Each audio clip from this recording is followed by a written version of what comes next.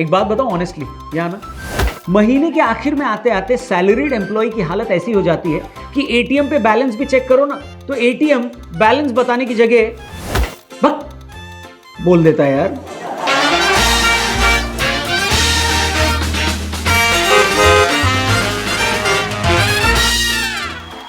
Hello and welcome, आप देख रहे हैं वायरल बात मेरे यानी रौनक के साथ, ओनली ऑन देश का number 1 news channel news 18 India.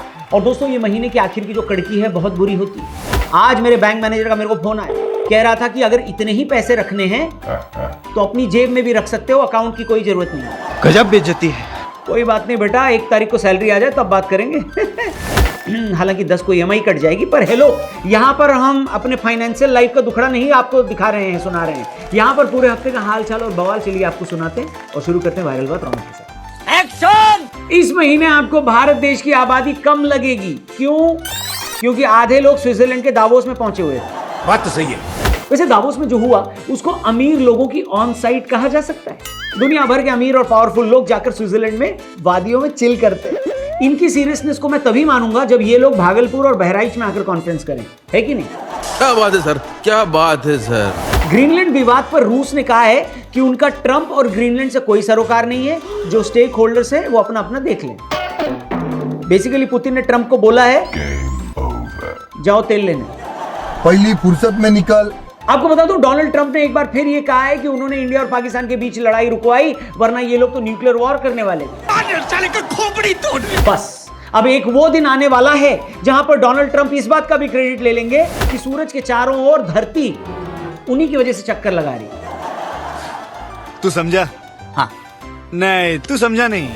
Pakistan के डिफेंस मिनिस्टर ख्वाजा आसिफ ने एक मल्टीनेशनल पिज्जा कंपनी के स्टोर का इनॉग्रेशन किया, लेकिन बाद में पता चला कि स्टोर फेक है।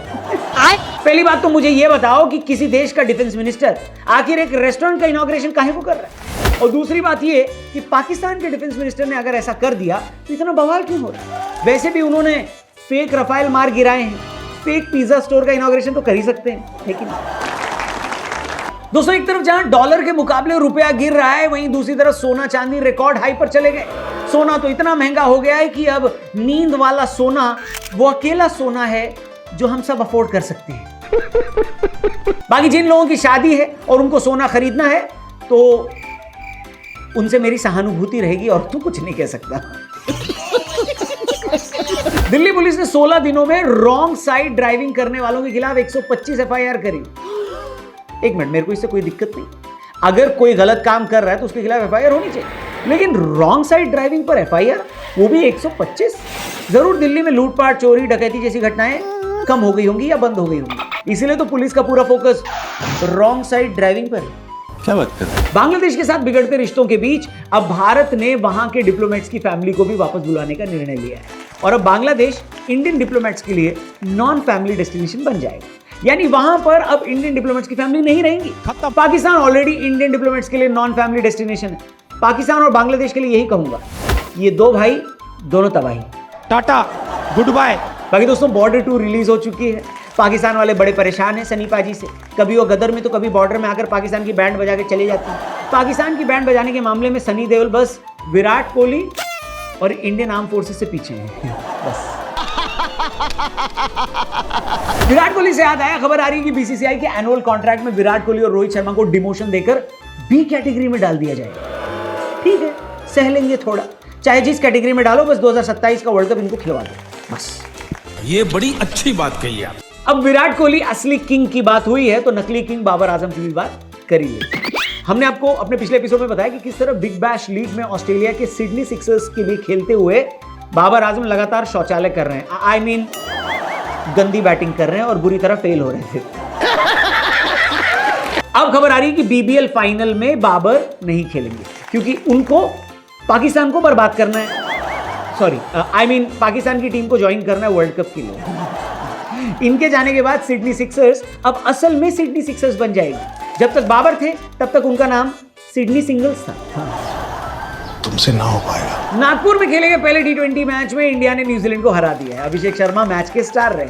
देखिए, इंडियन क्रिकेट में बाकी सारी चीजें टेम्पररी है, बस एक ही चीज परमानेंट है, वो ये कि सामने वाली टीम कोई भी हो, धोएगा उनको शर्मा जी का लड़का ही।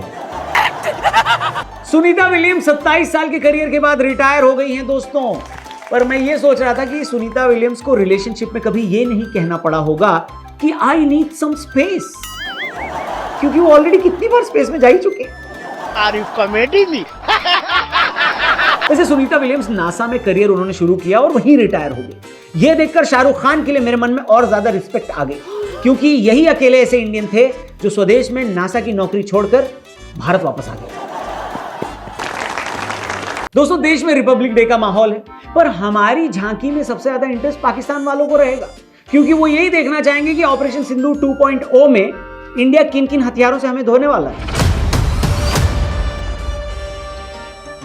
वैसे झांकी से याद आया, रिपब्लिक डे पर आप लोग तरह तरह की झांकी देखेंगे, देश के कई राज्य अपनी अपनी झांकी दिखाएंगे, लेकिन आज हम आपके लिए स्पेशल झांकी लेकर आए हैं, इंटरनेशनल झांकी, जो आपको और कहीं देखने को नहीं मिलेगी, सिर्फ और सिर्फ यहीं पर। तो चलिए शुरू करते हैं। तो दोस्तों, सबसे पहली झांकी 26 जनवरी पर डोनाल्ड ट्रंप की, क्योंकि उनका नारा है अमेरिका फर्स्ट, इसलिए उनकी झांकी भी फर्स्ट। हम फर्स्ट। हाँ तो भैया, ट्रंप जी की झांकी में सबसे आगे एक नकली नोबेल प्राइज लगा है, क्योंकि इतनी बेशर्मी से तो लोग छोले भटूरे की थाली लेकर एक्स्ट्रा छोले भी नहीं मांगते, जितनी बेशर्मी से ट्रंप साहब ने नोबेल पीस प्राइज मांगा है। क्या बात कर रहे हैं? वैसे उनको नोबेल पीस प्राइज मिल भी गया, लेकिन जब मिला तो नोबेल कमेटी ने यह कह दिया कि हम इसको नहीं मानते। लेकिन झांकी पर तो नकली नोबेल डिस्प्ले पर रखा ही जा सकता है कि नहीं। इसके अलावा ट्रंप की झांकी में होने वाले हैं तेल के कुएं, क्योंकि सबसे इंपॉर्टेंट तो तेल ही होता है कि नहीं? बात तो सही है। और अगर तेल नहीं होगा तो ट्रंप की झांकी कैसे बनेगी बताइए? मैं तो कहता हूं कि अगर आपके पास तेल नहीं है तो आप इस वक्त दुनिया के सबसे सुरक्षित इंसान या देश हैं। ये बड़ी अच्छी बात कही आप। इसलिए बॉस, ट्रंप की झांकी में ये तेल के कुएं होने बहुत जरूरी हैं। लेकिन मुझसे ये मत पूछिएगा कि ये तेल के कुएं कहां के हैं, वेनेजुएला वाले हैं, ईरान वाले हैं या ग्रीनलैंड वाले हैं। ट्रंप अंकल का चाहे मन चाहे कहीं का भी कुआं रखें, कौन से देश का कुआं है ये इंपॉर्टेंट नहीं है, तेल का कुआं है ये इंपॉर्टेंट। शाबाश बेटा। वैसे आपको ट्रंप की झांकी में एक तो किताब भी रखी मिलेगी, जिसका टाइटल है एक ही झूठ को बार बार किस तरीके से बोला जाए। यही किताब पढ़कर ट्रंप बार बार दोहराते हैं कि उन्होंने इंडिया पाकिस्तान की लड़ाई रुकवाई है। बाकी ट्रंप की झांकी में सबसे एंड में कोने में आपको आसिम मुनीर भी बैठे दिखाई दे, क्योंकि वो पाकिस्तान में आजकल रहते कहां, उनका परमानेंट ठिकाना तो अब ट्रंप की गोदी है, तो यहां भी वो आपको ट्रंप की गोदी में लास्ट में बैठे दिखाई देंगे उनकी झांकी में। ठीक, चलिए अगली झांकी की तरफ बढ़ते हैं। ये झांकी है पुतिन की। जी हाँ, इस झांकी में सबसे आगे रखी है वो एंटी एजिंग क्रीम, जिसको लगाकर पुतिन की उम्र का दुनिया को पता ही नहीं चलता। आप सोचिए, पुतिन रूस के राष्ट्रपति तब बने थे जब भारत देश के प्रधानमंत्री अटल जी थे। उनके बाद 2 टर्म मनमोहन जी के भी हो गए, तीसरा टर्म मोदी जी भी सर्व कर रहे, लेकिन पुतिन साहब वही हैं जहां थे, और आज भी उनकी त्वचा वैसी चमक रही है जैसे सन 2000 में चमकती थी। पुतिन जी इस झांकी में अगर अपना स्किन केयर का रूटीन रख दें तो आप देख लेना, दुनिया भर की लड़कियां पगला जाएंगी। यही फॉलो किया जाएगा, यही मैं नहीं मानता। इसके अलावा पुतिन की झांकी में वो तेल होगा जो वो इंडिया को एक्सपोर्ट कर रहे हैं और अमेरिका को ठेंगा दिखा रहे हैं। साथ ही डोनाल्ड ट्रंप को धमकी कैसे दे, इस पर एक क्रैश कोर्स की किताब भी रखी होगी। और हेलो, डोनाल्ड ट्रंप को बस यही दिक्कत है कि कहीं आने वाले साल में पुतिन की झांकी में ग्रीनलैंड भी न दिख जाए। क्या बात कर रहे हैं? चलिए चलिए, अब जो अगली झांकी आप देखेंगे उसके आपको फटे हाल दिख रहे होंगे, क्योंकि ये झांकी है पाकिस्तान की। पाकिस्तान की इस झांकी में सबसे आगे पड़ा हुआ है कबाड़। ये कबाड़ उस टीवी का है जो पाकिस्तान वालों ने इंडिया से हारने के बाद तोड़े थे। इस झांकी में आप ये भी देख सकते हैं कि कुछ लोग पागलों की तरह नाच रहे हैं, क्योंकि उनको लगता है कि उनकी आर्म्ड फोर्सेस ने, आर्म्ड ही बोला मैंने, आर्म फोर्सेस ने इंडिया के 6 रफाल मार गिराए हैं। पाकिस्तान की इस झांकी में एक चमकती हुई चीज भी आपको दिखाई देगी दोस्तों। आपको लग रहा होगा कि पाकिस्तान में ऐसी कौन सी चीज है जो इतना शाइन मार रही है। मैं आपको बता दूं, ये है एशिया कप की वही ट्रॉफी जो मोहसिन नकवी चुरा कर हमसे ले गए थे चोर मोहसिन नकवी। और हाँ, वो आज ही के दिन के लिए ले गए थे, क्योंकि उनको लग रहा था कि पाकिस्तान की झांकी में कुछ तो हो, चमकती हुई महंगी चीज दिखाई दे। शक्ल से ही चोर लगता है। पाकिस्तान की झांकी के पीछे आपको तरह तरह के भांति भांति के प्रकार के कटोरे दिख रहे होंगे। जी हाँ, अब आप सोच में पड़ गए होंगे कि ये कटोरे क्या पाकिस्तान के कोई कल्चरल रेफरेंस में है क्या? तो इसका जवाब संजू बाबा देंगे। नहीं। जी हाँ, बिल्कुल नहीं। ये वो कटोरे हैं जिनको लेकर पाकिस्तान वाले अमेरिका और IMF से लोन मांगते हैं। जी हाँ, और आसिम मुनीर भी आपको उनकी झांकी में दिखाई नहीं देंगे। क्यों? क्योंकि वो तो ऑलरेडी अमेरिका की झांकी में चले गए ना, पता है आपको। गजब बेइज्जती है। आगे बढ़ते हैं दोस्तों। हो अगली झांकी है चाइना की। Very good.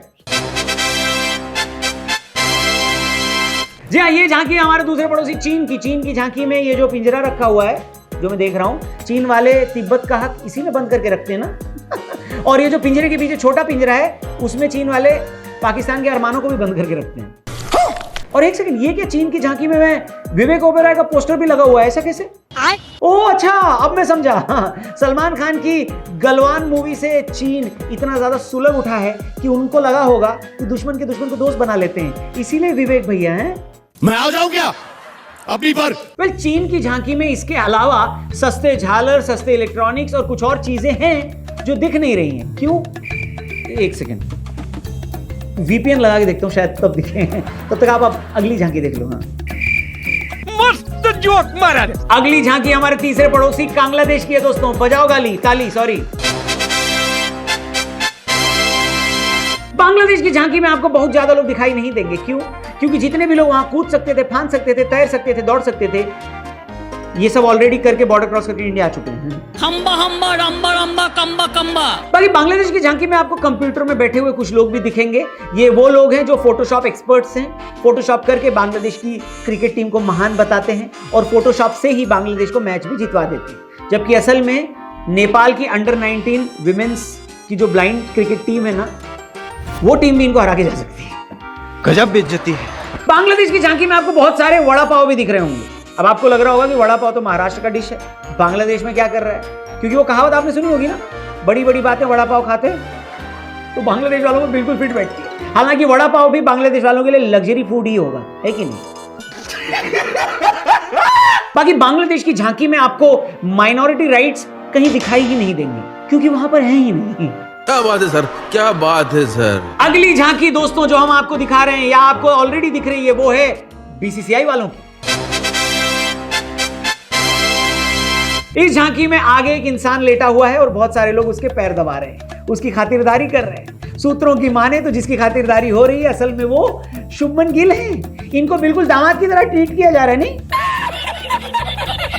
लेकिन पीछे से आकर दो लोगों ने इनको धक्का दे दिया है और इन्हें झांकी से गिरा दिया है। एक मिनट, ये दोनों गौतम और अजीत आगरकर जैसे क्यों दिख रहे हैं? ये गड़बड़ है बाबा। जैसे ही शुभमन गिल को गिराया गया, पीछे से दो लोग डांस कर रहे हैं जो कि रिंकू सिंह और संजू सैमसन नजर आ रहे हैं। तू समझा? हाँ। नहीं, तू समझा नहीं। बाकी इस झांकी में ढेर सारे पैसे भी रखे हुए हैं, क्योंकि जाहिर सी बात है बीसीसीआई की झांकी है, इतने पैसे होंगे। इसे देखकर पाकिस्तान वाले कह रहे होंगे कि काश हमारे इंडिया से संबंध अच्छे होते तो हमें इनका देश क्या, इनका क्रिकेट बोर्ड ही लोन दे देता है।